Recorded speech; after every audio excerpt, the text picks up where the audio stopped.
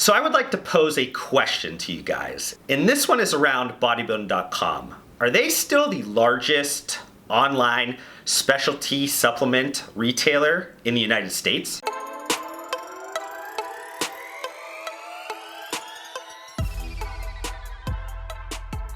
So to help you guys on that opening question, I am going to make this a multiple choice question.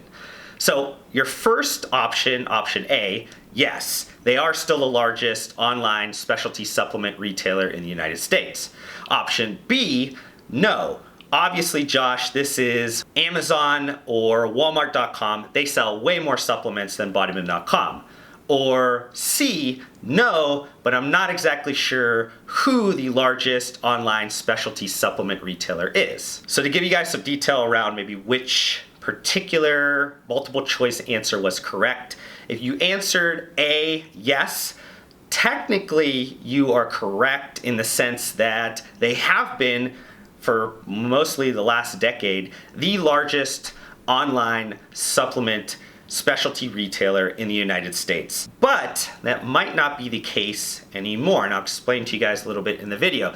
If you guys answered B, obviously this is Amazon or Walmart.com. Again, technically you're right in the sense that they do sell a lot more online supplements than bodybuilding.com, but they are not a specialty retailer. They are a mass retailer. They sell a bunch of different things. This is not a one-to-one type of a comparison to a bodybuilding.com. So that one is technically true, but also technically incorrect. And then option C, no, they're not, but not sure who that is. This is what this video is going to be around. I'm going to give you guys a little bit of detail around that specifically, but I'm also going to talk in the framework of just bodybuilding.com and tell you guys a little bit about what's going on, at least from my perspective. So as I mentioned, bodybuilding.com has been the long-standing largest online specialty supplement retailer in the United States. And if you guys have watched a number of my videos over the last probably year or two, when I was also doing some videos on Price Plow's channel, you guys have heard a ton of my commentary around bodybuilding.com and some of their financial performance. If you guys are not aware of what's going on at all at bodybuilding.com, make sure you guys click the link up here. This will be a playlist of a bunch of bodybuilding.com videos that you guys can watch and kind of catch up on the news. But specifically what I want to talk about here is around the 2019 Q3 earnings for Expedia Group. And Expedia Group is now the new owner of bodybuilding.com. Acquisition of bodybuilding.com as just kind of a add-on asset to a part of the Expedia asset did transfer hands from Liberty Media over to Expedia Group. And I went through all these kind of details in some of those previous videos about the ownership and John Malone and Barry Diller and a bunch of other things that you guys can kind of run through. But I want to kind of focus on the actual first financial report, the first earnings report from Expedia Group that did include a part of bodybuilding.com's revenue. The sale of the asset was completed on July 26th of 2019. So the Q3 earnings, as most of you guys know, if they're doing a calendar year and not a fiscal year, that does start on July 1st, ends on September 30th. So if the transaction was July 26th, there was about 25 days that they were not included in those financials. But you are still getting about 75% of performance within the quarter that is reported on Expedia Group's earnings report. So I thought it was important for us to just kind of update this because the Liberty Expedia Holdings entity that used to have bodybuilding.com in it that was reported publicly did not have an earnings report the last quarter, so we skipped one. I will just kind of right off the bat talk about that Expedia Group, at least how they are reporting bodybuilding.com right now, all of their operations, their activities. They are not giving much detail at all, and if they are going to continue to not give much detail, these videos that I do are going to be extremely difficult unless I can get some access to some extra reports maybe from bodybuilding.com. But odds are I'm not going to be able to get any more of that information. Expedia Group is reporting this in a certain way for a certain reason. at the detriment of me being able to create videos for the sports nutrition and supplement industry that obviously cares a lot about these numbers. But regardless, they do break out the revenue portion of this, and this is what I want to talk about right now. Bodybuilding.com did have revenue of $24 million for that 75% of the quarter 3. And that might seem extremely light. And I'm gonna say that it is extremely light, but I am not sure exactly what revenue was booked on the other books, the Liberty Expedia Holdings books. So I'm not exactly sure maybe what those first 25 days look like. They might have been very good, but if we just take an average daily and kind of apply the extra 25 days to this, for the full quarter would be estimated approximately at $30.5 million. Again, very light. And I'm talking about very light because if you look at this comparatively year over year to 2018 quarter 3, bodybuilding.com had about $55 million in gross revenues. And that was already down pretty big from 2017 and 2016. So these numbers are accelerating in terms of year-over-year losses in their overall revenue numbers. But to kind of walk this back to the original question that I posed in this video, talk about who is the largest online specialty supplement retailer right now in the US. And I kind of crunched some numbers in terms of maybe the big 3 here of bodybuilding.com, GNC, and the Vitamin Shoppe. And if, obviously approximate, we're not talking about an actual number. I don't know the actual number because bodybuilding.com has not affirmed or given me any extra knowledge on the full quarter 3.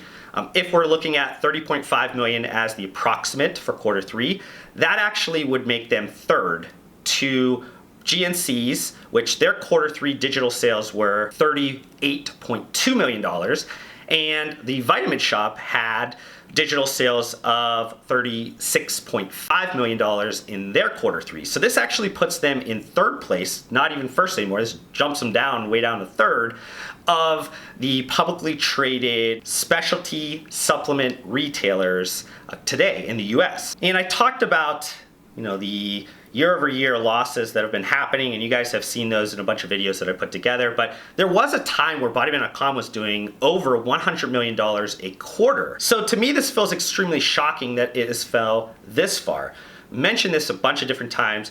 I do not like talking negatively about the financial performance around bodybuilding.com. Bodybuilding.com has been a kind of a special retailer in my career. It's been something that has started me out focusing on this industry and being in this industry for as long as I have. So I do not like talking negatively about bodybuilding.com. So I want to make sure everybody knows that, especially new followers, that maybe you're thinking that I'm just talking trash about bodybuilding.com.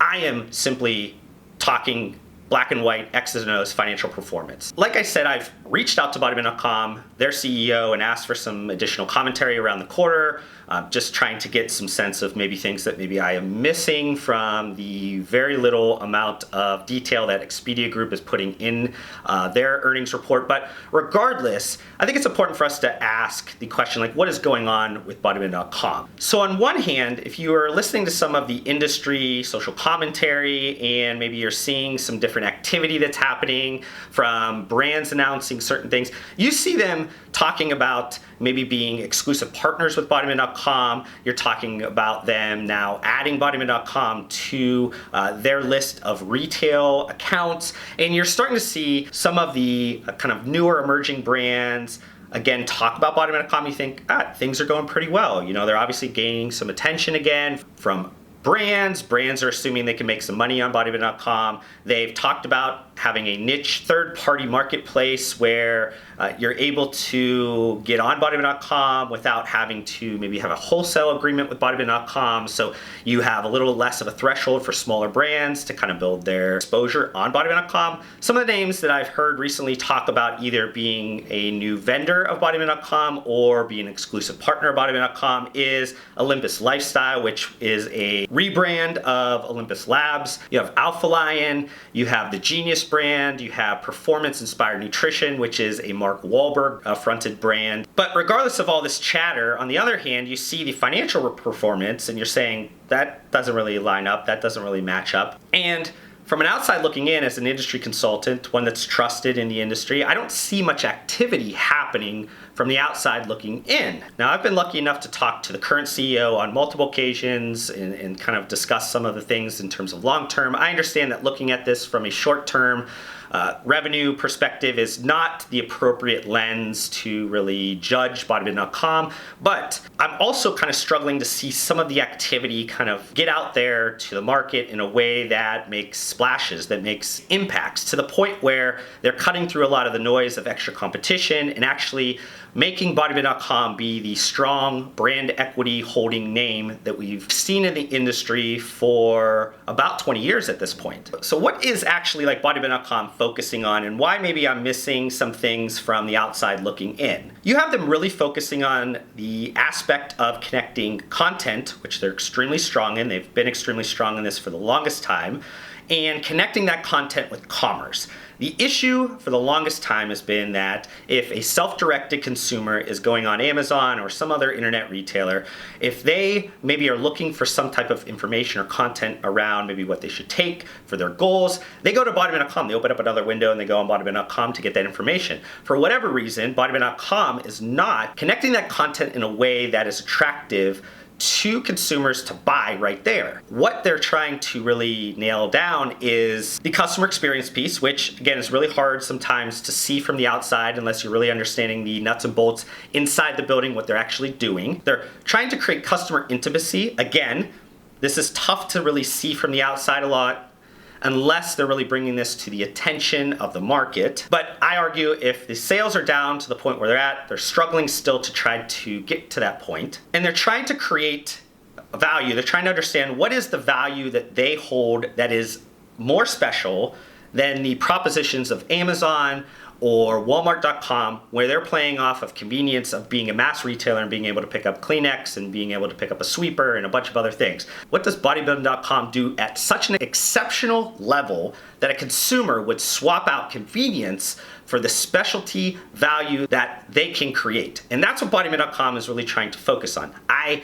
cannot really see that, at least right now, with the announcements and things and changes that are going on from the outside looking in. I cannot see those things. So to get to this point and additionally think about, they're trying to obviously cater to an end consumer. They're trying to solve the problems that an end consumer has to reaching their goals around fitness, health, and nutrition.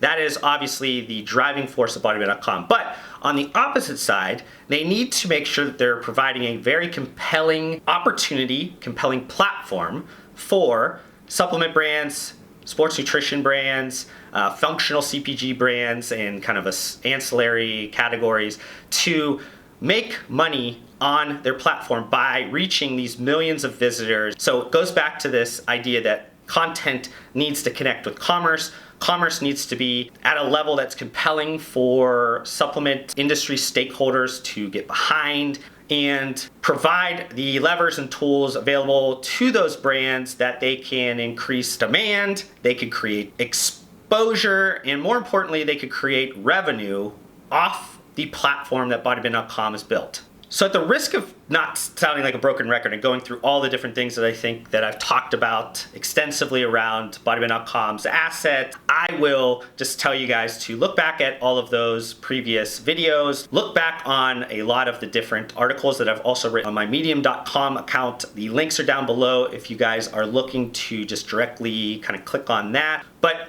I think we're at this point now that I really need to be going out to Boise, Idaho, need to sit down with their CEO, Jas Kudzalik, and really kind of discuss like the state of the union, what's going on with bodybuilding.com, really understand what's going on in those four walls, that, you know, the obvious things that they can talk about that are not, you know, secret sauce type of things that competitors can kind of copy, but really give the supplement industry, the supplement stakeholders, what is going on with bodybuilding.com. This downward trend of revenue, not necessarily the worst case scenario if there's a plan that needs to get to a certain level of revenue that is manageable for some of the new strategic initiatives or some of the new goals or levers that they want to pull. That basic singular metric might not tell the story that I'm right now talking about. And I don't want to tell a story in a way that is clickbaity or negative, and I want to get the right details. I've always wanted to make sure that I always get the right information, the right insights to give the supplement industry and anybody that's interested in bodybuilding.com the facts so they can look at bodybuilding.com in the right way. Perception becomes reality a lot of times when a lot of people are being negative about bodybuilding.com, the industry's talking about it, you have a lot of people just getting down on it, it's easy to kind of talk negatively about bodybuilding.com. I do not want to create that type of rumor mill. I want to create a positive benefit to bodybuilding.com. And that's why I want to get out there and talk about this with their CEO. I want to get involved with a lot of the change agents and a lot of the people that are doing the high level work at bodybuilding.com to really understand what is bodybuilding.com going to do for the supplement industry. And the supplement industry will be able to respond in a positive way to help them with that. But right now, there's not any positive information out there that can kind of change the story in a way that's helpful to bodybuilding.com. So I'm gonna pose this one more time. I would love to get out to Boise, Idaho, love them to host me for a few days and kind of create some content, get some information that is extremely useful to my community. So if you guys have direct connections with a lot of the people at bodybuilding.com, maybe send this to them. I'd love a lot of people to send this video to them. I am obviously gonna send this directly to the CEO, but if people can send this video to the people they know at bodybuilding.com, maybe this will get the ball rolling a little bit more. People will know this is a ask that I would love to get handled as quickly as possible. Maybe something around the end of next month so we could do this for the 2020 type of State of the Union. Thank you so much for watching this video. If you want to help support me, make sure you guys hit that thumbs up button on this video. If this is the first time you've been introduced to my videos, would love for you guys to be a part of my community by subscribing to my channel. I upload several videos just like this weekly. And if you guys want to connect further outside of this platform, I do include all of my social media links down below. I just want to thank you guys again for your time. Hopefully I gave you some value in return, and we'll see you guys on the next video.